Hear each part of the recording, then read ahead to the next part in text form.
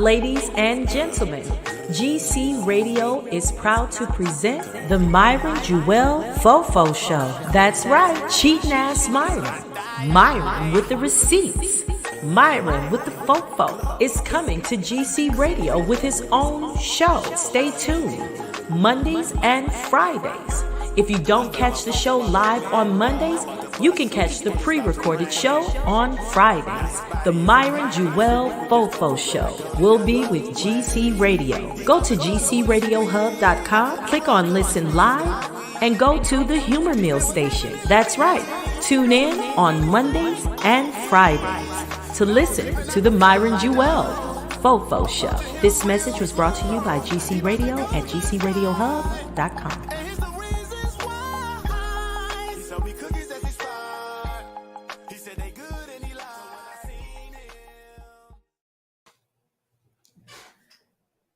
This is your favorite cousin Chief from Keeping 100 and also Square Green Magazine. Today I have my co-host today, which is Glow King Stick, and also the guest of honor is Kieran. How you guys doing today?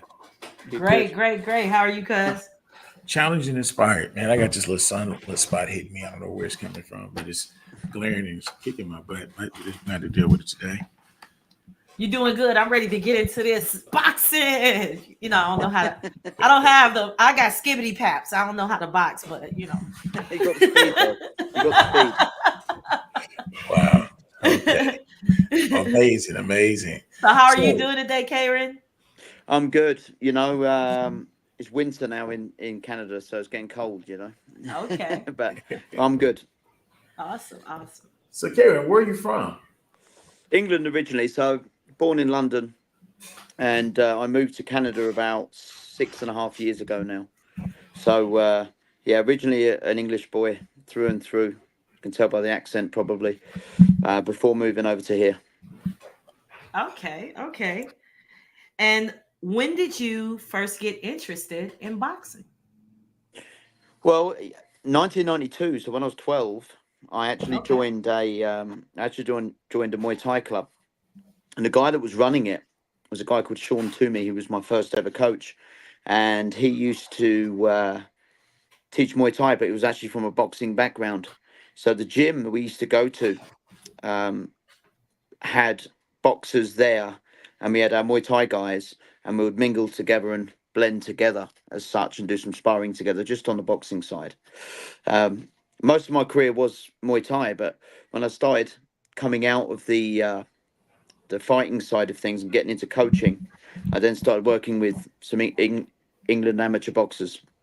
So I went to a local club there and worked with some amateur boxers, and I've always been a massive fan, first and foremost, of boxing. Absolute fan, you know, all the big shows. I'd attend some myself if they were in England, of course, but I'd always follow and support some of my favourite boxers all around the world, you know, for the last 35 years or so. So, yeah, a big fan of it, first and foremost, but now, obviously, I coach, but mainly I promote it now in Canada. So, yeah, it's an interesting business, let's put it that way. Okay. And what kept you interested? Like from 12, that's a very young age to get into it, you know. I'm pretty sure that as you seem younger, but from 12, what made you what's the longevity? Like what is that? What does that look like? The people, because they draw you back. So that, you know, this community in fight sports just brings every single type of every person of every corner into it. And when you see people develop and grow mental and physical strength from it, it just gives you that good feeling, right? And I think I've definitely made friends for life from first joining the gym and seeing people change since coming to the gym. So definitely the people. You know, like I said earlier, it's an interesting business because it's one of the only businesses where every single person gets involved with it, whether it's fighting, coaching, managing, from even down into the coaching side, owning gyms. There's all different types of people with it, and I find it completely interesting. I think if I had a normal job like a postman or something like that, and no disrespect to the postman, because you need the postman, the mailman. We need our mail. We need our mail, but at the end of the day, it's like that would be boring to me, right? And I found that Right. this job is every day is different. Look, I'm even this morning I'm on an interview with one of the biggest boxing media people there is. How interesting is that? It's just crazy that you can end up in these positions. This is true. Now, This is true. I have $1 million question. I'm sure our listeners might have the same question as well. When you say Muay Thai, explain the difference between Muay Thai and regular boxing training. What's the difference there? Well, Muay Thai is more weapons, right? So you have the kicks, you have the knees, you have the elbows. Yeah. So it is a totally different sport. And that was, like I said, that was my first sport, which I developed into and had all my career really. And I lived in Thailand for 6 years as part of that as well. And yeah, so there is obviously a difference in terms of actually what the sport is. But you'll find the fans. You'll see there's a similarity between the fans. Once you like fighting, you watch it all. You watch UFC, you watch a Canelo fight, you watch a Mm-hmm. Tyson Fury fight, and then of course you like the Muay Thai fights. You just like fighting, yeah. That's how that goes. Who doesn't, So, right? I mean, even so this even this Jake Paul and Tyson fight, I don't like it. You know, from the game of watching, people develop, and there's a massive age gap. But guess what? The business side is brilliant. We're all going to watch it. Let's be honest. Oh yeah. We all Oh, want most Tyson to knock him definitely. out. We all want Oh, Tyson to knock him out, but oh yes, most definitely. it's going to be difficult, So Yeah. yeah, Yeah. But it would be great.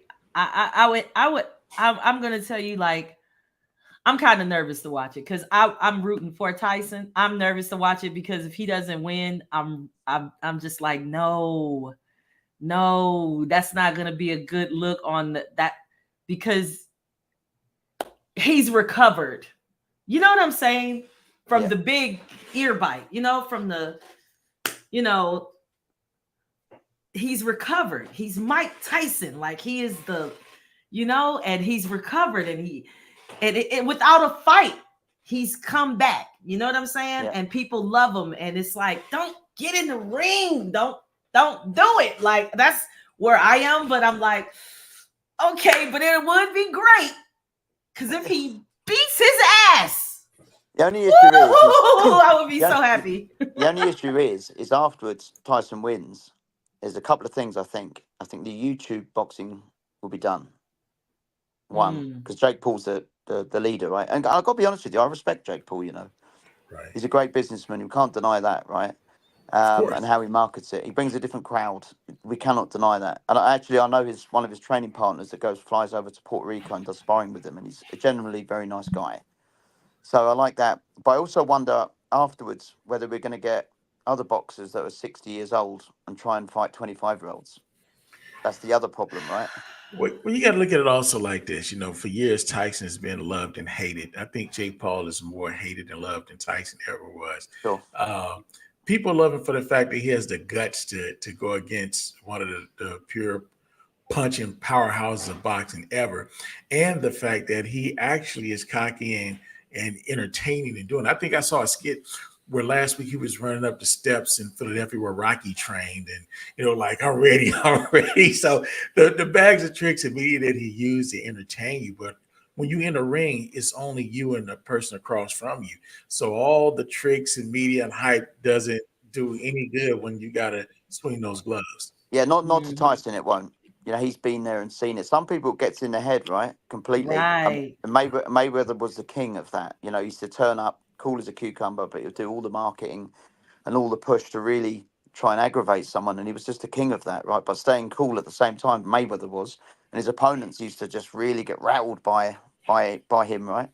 So, but you're Right. not rattling Mike Tyson, absolutely not. Yeah. Yeah. Mike's gonna go in for the kill. I want him to win so bad to shut this guy up. Like, I really do. I just want him to shut him up. It's like, oh my God, he's always going for somebody, and he is the king of trash talk. Like he talks so Yeah, much. no one. But the thing is, no one's gonna exact. Mike Tyson's definitely going to win, or Jake Paul's definitely going to win. It's the most. I don't know. Right. And that's my thing about it. It's like you don't know. Like it's just like it's you And don't you know. are right. And you are right. I'm going to be nervous seeing Tyson in there because I know that he can still bang and he can still move a Yeah, bit, but he's still 58 years old, right? And it's a exactly. worry. Just him takes a few big punches, you're just going to be like, oh please, you know. Yeah. Nah, Well, you got to remember, he may take a big few punches, but he's going to deliver a few big punches. And I don't know how absolutely. well Jake can take those punches. You know, Jake has Yeah, fought some credible people, and he sparred with some phenomenal people, yeah, but none of those people has hit Jake like he's subject to get hit by Mike. Now that's going to be true. the irony. Yeah, it's true. Yeah. This is Yeah. that's true. So, Kieran, if you was training me for a Mike Tyson fight, where would we begin? Well, first of all, we'll find out how much money you're going to be making. You got to pay for your hospital bills afterwards. I Right. thought you were gonna say first you got to see the psychiatrist, see if this guy got all his screws intact. Yeah, no, it's against Mike Tyson. I mean, Mike Tyson now, of course, is we got to just think. Even though he looks fit and strong, how many rounds is it scheduled for? 7, is it? I think. Is it? Mm. I think it's 7 or 8 rounds. So try and drag it out to the later rounds because Father Time's going to keep up with you, right? So you got to try and tie him Mhm. up and try and move a lot and try and get out Mhm. those few dangerous first few rounds, especially. And then Mhm.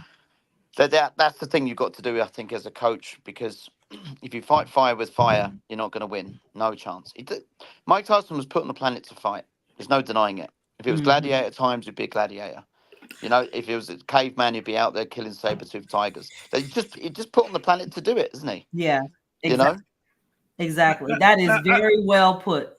Yeah, I do understand Father Time is undefeated, but yeah, Father Time could also be delayed. Now you talking about a guy that used to go out for leisure and fun, chase pigeons and catch them. That guy has some muscle memory yeah, yeah, there. yeah. Yeah, there's no doubt. It's going to be. I think something controversial is going to happen. I Mhm. can't put my finger on it, but guess what? Netflix comes on. I'm going to be watching it. I'm going to order some takeout, have a couple of beers, and enjoy it. That's it. Okay. I So think I'm gonna let's go to sleep. I'm gonna be too nervous. You know how you man. get in trouble when you go to sleep, just hope Oh yeah. nobody pays attention to it. Now, I hate to say it, man, but the way they have hyped this up, I think more people are going to watch this than when Holyfield and Mike Tyson had their fight. I think Correct. this thing is going to be really, really televised, and everybody's going to be tuned in. Yeah, Netflix is very smart how they've brought Netflix into this, right? Because Netflix Mm. has a lot of competition with other channels now, but by doing this, it's going to separate it a lot if they get into the big pay-per-view fights. So this isn't pay-per-view, it's actually free, isn't it? But in terms of, you're not paying for Yeah, a they'll stream, be but able to which I get in think that then, arena. I think Hmm. it's going to beat all records. I think it's going to beat Mm. all records for sure. Okay. Mm. Yeah, I think that's smart. Like, so let me ask you this. Looking at the boxing world today and in the past, what do you think the pros and cons are of just like what we're talking about, this internet boxing, you Um, know? well, so I do it from two perspectives because the business side of it is really good. You know, Mm-hmm. there's no denying it. It does put bums on seats, brings a new audience. Mm-hmm. And for me as a coach, although sometimes you'll watch it and go, okay, but you do see some guys that come from that and actually go on to trying to be legitimate and try and mix with the boxing world. The other thing as well is it does benefit gyms. For example, I know a lot of non-for-profit gyms, and now because of this boom, especially over the last 5 years, not just the internet boxing, just because of social media, and Mm-hmm. even if you watch UFC now, they'll talk about boxing gyms, they'll talk about fight Mm-hmm. gyms, because of things like this. It's Right. helping these the littler guys as such, these little gyms that need the extra financial support, the exposure. So I Right. think boxing, you can say a lot of negative things about this YouTube boxing. Absolutely, you can. But at the end of the Mm-hmm. day, the business side of it is great. And if you look at the bigger scope of it and what it can bring to gyms, what it can bring to communities, what it can actually, other boxers have to up their game because other boxers were just boxing before. Now you're seeing them Right. getting on the social media, they're pushing themselves properly. If you look at like Canelo, don't get me wrong, one of the best boxers in this generation. But even Mm-hmm. now, he's working his social media differently. He's Mm-hmm. now pushing it, getting a little bit more Yeah. controversial with things, and putting bums on seats because he understands it's not just boxing fans. Let's be honest with you, boxing fans A lot of them won't buy the pay-per-view or attend an event. It's the other fans that just like to see it, right? Mm-hmm. So if you can get these new audiences in, new people in, then everybody benefits from it. And Mm-hmm. that's how I see it, right? And Yeah. don't get me wrong, sometimes you see when Jake Paul fought Anderson Silva, for example, I didn't particularly like it. It was an entertaining fight. It went the distance, so that was great. Anderson Silva got his biggest payday, right? And he Mm-hmm. deserved it because he's been around the block. And Mike Tyson, this will be a huge payday. I don't think it'll be his biggest, but in terms of relation to it, but the exposure he's getting from it, other opportunities and other angles from it he can get from it, whether it's sponsorships or investments, or if he goes on to do another podcast like he did before, Mm-hmm. then grasp it with two hands because this career is so short in terms of the fighting, so short, it's over with a snap of your fingers. There's Mm-hmm. luck thrown into that. There's no denying it. The luck. You can be the best boxer in the world, absolutely be the best boxer in the world, but if you're not managed correctly from early on, and you get given a bad fight and you take a lot of damage, and then you take another fight you shouldn't have, you can ruin your career, right? Mm. Um, so difficult career, hardest career, but definitely the most satisfying thing I think a person can do if they decide to take the reins of boxing. Okay. All right. Can't hear you, cuz. No, he's got his speaker off. I'm looking at some of your stats, and I'm noting that you're a three times champion. So, Yeah. did you win it in three different weight categories, or did you regain your crown three times after losing it? So I three world titles, two different weight divisions. So I won my first one when I was 21, second when I was 26, and then last one when I actually retired at 31. And I sort of I jumped up and down on weights. It was a bit of a different time then. Now you've got these nutrition plans and dietitians and stuff. Those days, like you just didn't eat for 3 days and you just smoked the weight, right? And then The you know, hard way. yeah, and then afterwards, to be like, what do you eat afterwards? I was like, don't know, like, supposed to go and eat a pizza or something. Then I'd be like on my back, oh, like, you know. So, but I learned about a lot more about my body in my mid 20s, late 20s, about, you know, what to put in your body properly for training. And, you know, Right. just a better, no, I shouldn't even say the word diet, it's just eating better, right? You know, Right. A Right. George regimen. Foreman, that's it. And George Foreman used to say, eat everything that comes out of the ground. And it's so true. And, you know, so you learn that. So I went up, I was a welterweight, went down to light welter, and then my last fight I went up a little bit to welter again. So, and they're all three different organizations that defended two of the belts, didn't defend the last one because obviously I retired straight after winning it. So Mm-hmm. yeah, it was a fast career. It just went so fast. Like 1 minute I was 21, as I'm sure you guys all know, and then the next minute you're like, what the hell, I'm 31 now, like what's happened here? But it's a fast life. That's what we're talking about. The career is just so fast, goes so Mm-hmm. quick. So you got to take every opportunity you can. And in this day and age, especially, there's so many different opportunities. Take them, Mm-hmm. and good luck with it. And good luck to you. So Right. yeah. Right. That's awesome. So, you started training. Were you training others before, like in while you were boxing, or Um, everything started after you retired? no, I was. So my brother has a gym. He still does to this day in England, and Mm-hmm. I left. I used to work in a bar, right? And I used to work in a bar and then train, work a bar and then train. And then I just went, I'm just going to quit this. I'm going to go training full time. And then what I'll do is I'll coach some people in between just to make some extra money, right? Extra cash in hand as such. And that's what I did. So I was doing it from a young age, teaching kids, you know, groups of kids classes and things like that, just Mm-hmm. to sort of earn my keep. And then Mm-hmm. as I come to sort of my end of my career, I started taking on more fighters. Then I set up my own gym, so that developed Okay. there. And it's very difficult to do it full time in terms of training and fighting and actually Mm-hmm. coaching. Because as a fighter, you've got to be Focus. selfish. You've got to put yourself Mm-hmm. number one. Everything else is number just down the list, right? But when you become a coach, that reverses. You can't be selfish no more. You've got to think about that person and their health and how they train. And you're on the Mm-hmm. phone to them about. And as a development happens between fighter and coach, you then start to mentor them, not outside of the ring too. So Mm-hmm. it's very, very difficult for when you're fighting and then you want to still want to do coaching because you can't get too involved. So I always say the moment I finished fighting, I became a better coach because I could put them first and I went down the list for myself. Okay. Yeah. And how do you like that being, because people actually are going to, you're their coach. Hmm. You're the, the one who's teaching them how to Yep. defend themselves and how to take someone out. How does that feel having that responsibility in your Transition. hand? Yeah. Well, I mean, the transition from fighting was you're always going to have something inside of you that you want to fight. Yeah. You still want to Mhm. be have your name announced, and you still want to see yourself on all the posters and things like that. So it's a little bit of a transition mentally, especially just being that you were the man as such for 12 to 15 years, and all of a sudden you're the man behind the man type thing.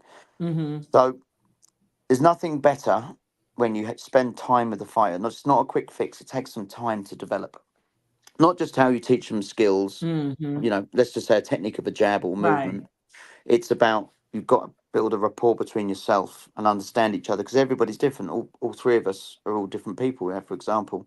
So you've got to Mhm. learn that as a coach who this person is and what he can be.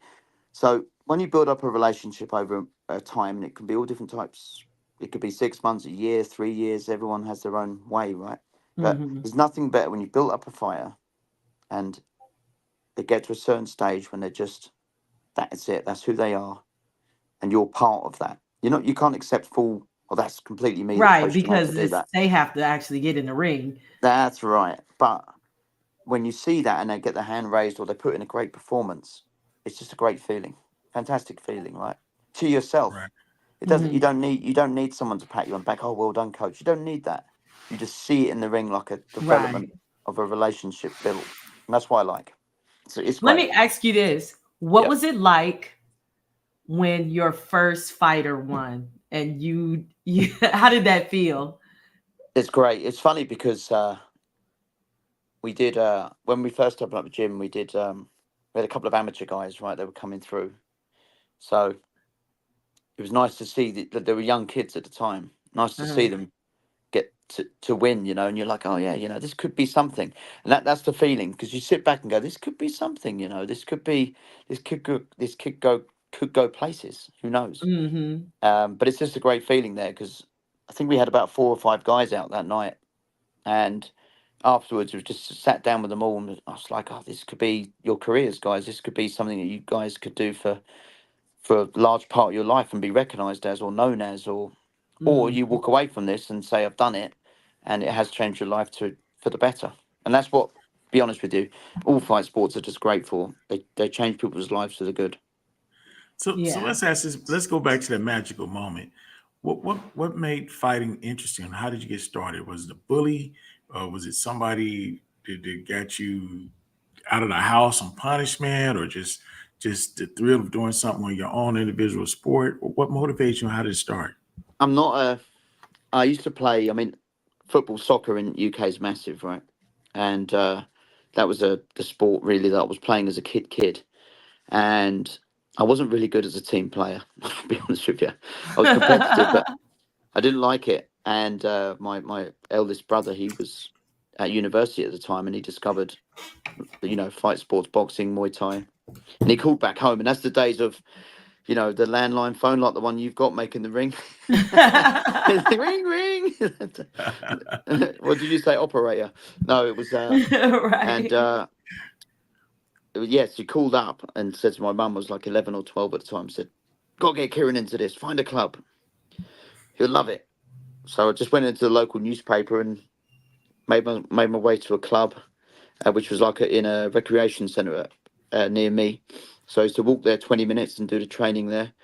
And I'll be honest with you, it took me a couple of years for me to actually love it. I knew that I was pretty good at it. I knew that I could be part of something. It was just when you're 12, you're like, not sure yet. And then Mhm. when I had my first competition when I was 14, I beat this other kid, and I remember that feeling. I was like, wow, this is an amazing feeling that you feel responsible for, right? And after a few more fights, this is when the love really started to take over for me because I loved the training and I loved hitting things, all of those sort of things. But after a few fights, when I started nationally getting known, I was like, you know what? I'm good at this. I enjoy this. Why don't I take the next step? And I was about 16 then, 16 or 17 then. And yeah, so after that, it just become part of my life. Awesome, awesome. So let's get into your training. Like, um, let's talk about it. So over the years, what have what have you had your hands in training people? What are the people? Who are some of the names that you've had? Played a part in their molding and part of their fighting techniques and things like So that. when it comes to coaching, Mm-hmm. in terms of I've had I've trained 22 world champions in Muay Woo! Thai and MMA. I've had guys compete on UFC, Bellator. I was part of England Amateur Boxing Association, where we had amateur boxers compete on the national level, international level. Um, and then I'd say my most famous person, obviously, I've trained was Idris Elba, the actor and Wow. musician and producer, you name it. So I got given an opportunity by the Discovery Channel to be his coach. But it was a bit more than that. There was someone in between. If you've watched Luther, then you'll see his partner in the first few seasons is an actor called Warren Brown, who was a former fighter himself. And Mm. he said, "Listen, if you're going to take this seriously and you want to have a fight, Idris, and Discovery backing you, you got to go with this guy. You're going to love him. He's a good character, but he'll get you. He'll go to your core. He's not just going to pander around you because you're an actor. Go see him." So we did a trial session as such. Did a few rounds on the pads, and he was absolutely on his ass because he was tired. And he went, "I love that. When can we do more?" And that's how the TV show starts to develop into the show it became. That is so awesome. That Yeah. is, Amazing. yeah, because I love Luther. I love everything about that show. I'm telling you, I try to do the accent, everything. I'm like over here, I've been like watching it, and I'm just like, oh, I love this show. I love Idris Elba. I think he's a great entertainer. And like you said, just all around great person. And I mean, the work that you've done as far as like seeing him and, bringing that action to Luther, hey, you're amazing because those fight scenes are awesome. It Like, was real awesome, deal too. awesome. It was real deal. There was, it was funny because when we sat around the table before we first started, and the producers were like, "Listen, like he's got a movie coming up with Warner Brothers, he's got a movie coming up with Disney, and they're not going to be Mm. too happy that he's going to be doing this and that." And I was like, "Well, these things could happen, right? Right. And just deal with that. It could happen." And he got some injuries along the way, as you do when fighting, and a couple of black eyes along the way and hurt ribs and stuff. But he did everything we asked for him, whether it was be like the sparring at different times, super early morning sessions to work around his film schedule, whether Yeah. it's the running to get in, whether strength work with him. And again, we travelled around the world because of his schedule. So we had to go to different gyms. I had to bring in extra sparring partners with him, training partners with him. Everything was real. There was nothing. Mm.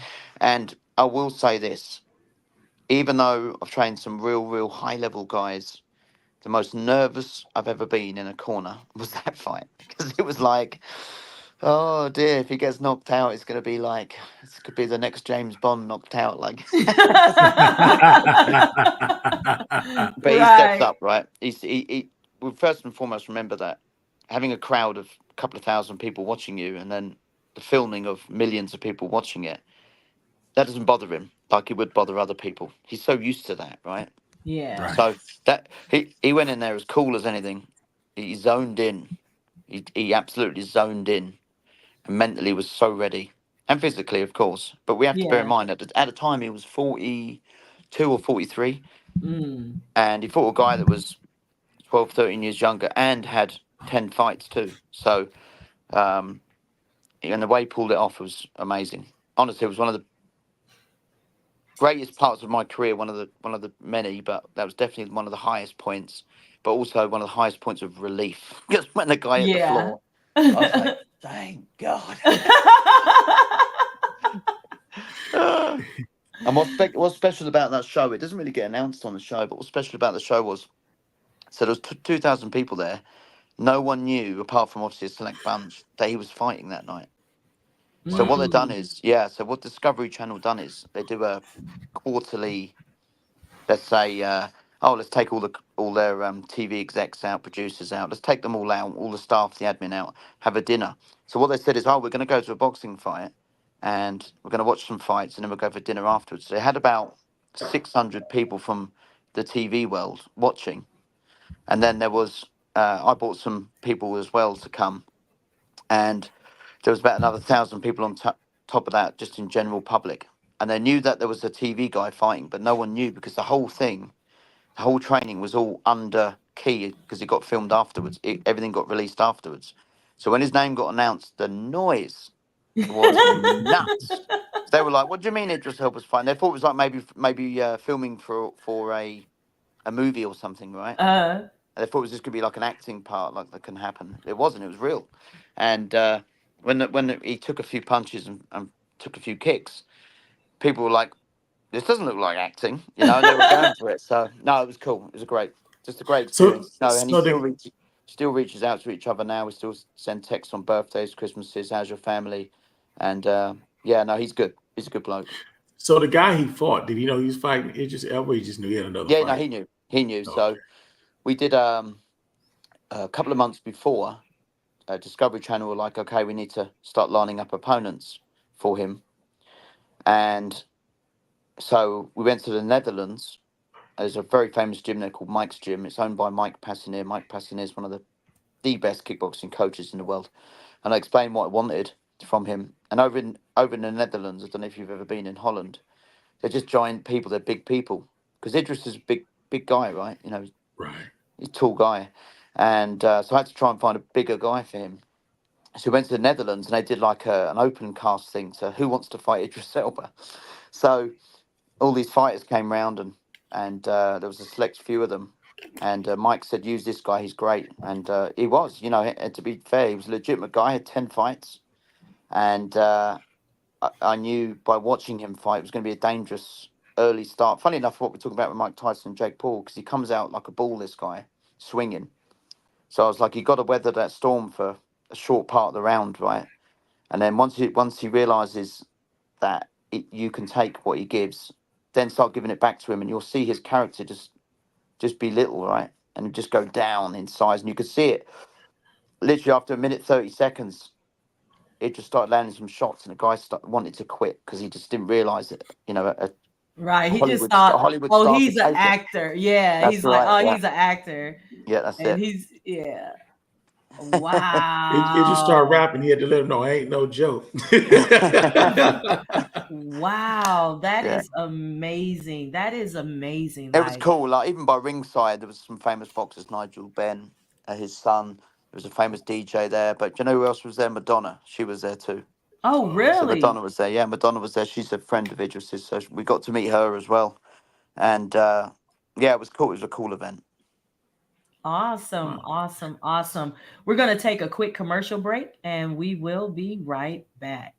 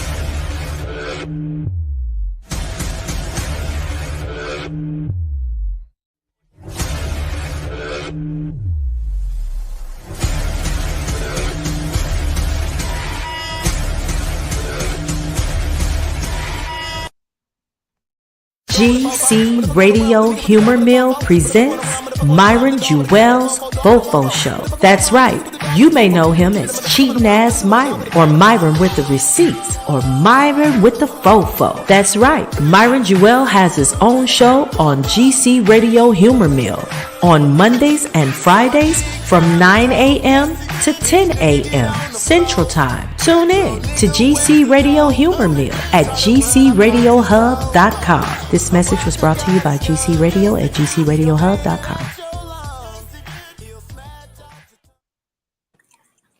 All And right, we back. I want some, cuz I saw that apple. No.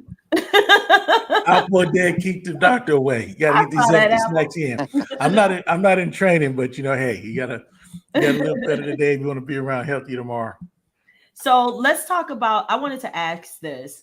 Let's talk about what a day looks like of training with you. Like, what's The usual procedure is, run it, get up early in the morning, get your miles in, get those legs strong, hit the gym after that. And usually light works, whether it's technical work or game plan work.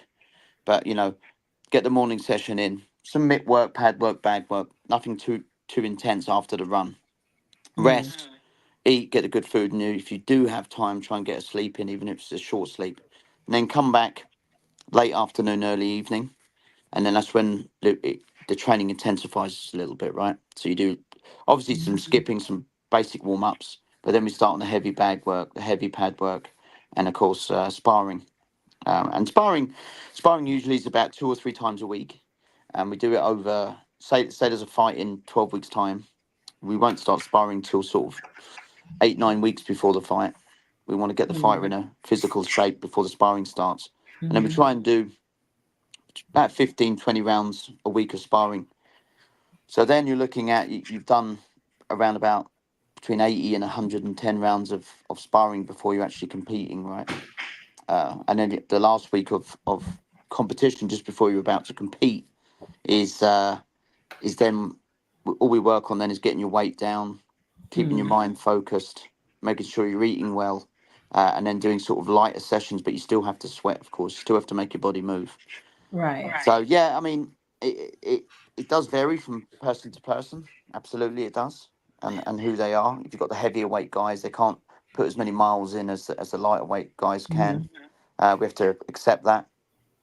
So yeah, you have to do it case by case, but as a generalisation, it's usually training twice a day. We'll give them a day off as well, but you always have to, in your day off. That doesn't mean just lay on the couch or the sofa. Right. You got to get up, get moving, go to the shopping mall, walk round. If you got kids, take your kids out or something. Like, you got to keep your brain and body Stay active. Yeah. That's it. Yeah. So I have a question for you. You said you won in different weight classes. How Yep. difficult is that? Like going up and down in your weight, like, if you're smaller and then you have to, how Yeah. do you go from, that's one thing I was always curious to know, like, if you're a smaller fighter and you're in a smaller weight class, Yeah. how do you transition and how do you put the pounds on to get into that, and is that difficult? Like, Yeah, it is. It's about knowing your body, okay. which is the important thing about knowing your body and what you're capable of to a certain level. Because it's all good making a weight, but if you perform terribly, there's no point. Right. So it's about knowing, right? It's about making sure you have the right nutrition, right food plan with that now, especially making sure that your training is done correctly with that. But it doesn't always mean just because the other person's bigger that the guy will win, right? Because if they're draining themselves down, sometimes they're not strong at all. All they're thinking about, I've always said it, there's been quite a few famous boxers over the years. It becomes to more of a fat camp than a training camp. And what I mean by that is all they think about is losing weight and not the fight. So it is a difficult one to do, especially as fighters, if they start getting more famous, making money, or have big delays, is they put on a ton of weight. But you've got to try and look after yourselves in between training camps. And I'm not saying you can't have a cake, you can't have a drink or something like that, right? Right. You just got to look after yourself as well and not go crazy. Because some guys, they're Right. losing 50, 60 pounds in between training camps. Now, that's okay when you're 21. You can do it. Soon you get to 26, 27, 28, all of a sudden it becomes a mission and harder, right? And then the training camp isn't enjoyable. And that's not what you Yeah. want. You're doing it because you enjoy this, right? Right. So, Yeah. let me ask you a key question. So, when you're losing weight, how you prevent losing power? Sorry, just come Speed. off there. Mm. No problem. So, how you Yeah, I avoid know. losing It's speed and power while you're losing weight? yeah. So that can happen too because you just feel fatigued all the time. Your muscles are just not ready, and even during the training, you feel achy because you haven't done it properly. Mm. Now, some guys can get through that. There was a famous boxer called Arcelino Freitas. He was a Brazilian boxer, and he put on between weigh-in. Let's just say he weighed in on a Friday and fought on a Saturday. He put on between 30 and 35 pounds. Isn't that mental? Isn't that mental? Mm. Arcelino Freitas, his name was, or Freitas, but he was a power puncher, and in his 20s, he was knocking everybody out because he was so bigger than everyone, right? And then, of course, he got to 27, 28, couldn't make that weight anymore, went up the next weight division, and then it got harder for him, right? And he started to lose at the tail end of his career because he couldn't, it wasn't good for your body. Right. He Um, couldn't carry that weight. no, he couldn't carry that weight. And then, of course, what you're doing to your body and your brain too, you're taking a lot of impacts and going up and down. It's just not good for your health. Mm. So, Ooh, sheesh. I Whew. know, I know, nuts. Okay. Yeah, because that's what I was like, cause like it kind of that was something that kind of intrigued me, like the switches Yeah, in weight class, and just like um cuz said, like, how do you keep your power? Because I just in life yeah, going up and down yeah, in true. weight is draining. Like, It's true. and I'm not a boxer. I'm like, But oh you do, Jesus. you do have people that are just born with it. Like we talked about it earlier, like Yeah. Tyson. He's just born with it. Yeah. He's just born with that power, and it has to be engineered to a certain skill. Right. So, but yeah, carrying it up and down it can be difficult. You will see guys that sometimes they go up a weight and actually the power maintains, and you see other guys that drop down a weight and they think they're going to be Yeah. bigger than the other guy. They don't have that power. It's just odd, right? Yeah, it's just Yeah. finding what's right for your body, but learning that it can take some time. Right. So, Right. yeah. Okay. Okay. And my other question is, when like how, like, what does a fight plan looks like? Like, okay, it's one thing to train, you're training until, their fight comes. Yeah. When their fight comes, what does that look like? um I don't know what happened, because I think you removed us off the camera, but that's okay. That's cool, because we're here. The people can see us. So what does when it's an actual fight, like, is it, I know it takes months, Yeah. but coming up to that, the 3 week, is it intensified, the fight, or is it, you Yeah. know It's like, again, individual cases. Some guys, they thrive on it mentally. mhm, Just, other fighters, they need the hand carried a little bit, to make, as a coach, you've got to make sure that you can get them to believe in themselves, right? And mhm, make sure you can, again, as individual cases, but it definitely intensifies. Like, those last few weeks when the fight boils down and the fights can get a bit narky, their diets have changed. mhm. They're thinking about the fight and nothing else. They're sparring. Sometimes they don't have a good session and it can really bother them. So there's a lot that goes on, not just physically, but mentally, right? And Mm. as a coach, you've got to make sure that you see these signs in advance. You don't always, sometimes they turn up and you think that they feel great, and then they do a sparring session. You're like, oh my god, this is not good for his fight. But as a coach, you've got to recognize these things. So Right. yeah, Right. Okay. All right. Man, Because you this look is like you good stuff. boiling over there with a question. I want to Well, interrupt you. I'm learning a lot. No, I'm learning a lot, man. There's just a lot going through my head, and I'm just thinking, like, what advice do you have somebody that's interested in getting into boxing or putting their kids through boxing? What are some of the steps that you have them think, other than being conditioned, so they don't be a punching bag? well, find your gym, do your research on it, because you can do now with the world of Google. Do your research on it, and if you turn up at the gym and give 100%, the coach will give you 100% back. It's, again, I've seen some people come in, some kids that are like, 10 years old, and they look all frail and they look like Gollum from Lord of the Rings. And all of a sudden, they've just got it right. And then you see other guys that come in who are all macho, look like Johnny Bravo, and then they take a Right. jab and they're like, ooh. So Right. it's a lot to do with people's background. I find if you find they've had that little bit harder upbringing, and Mm-hmm. you in general, it's a generalization, but higher percentage, you'll find that they will be able to take it by the reins easier, right? Mm-hmm.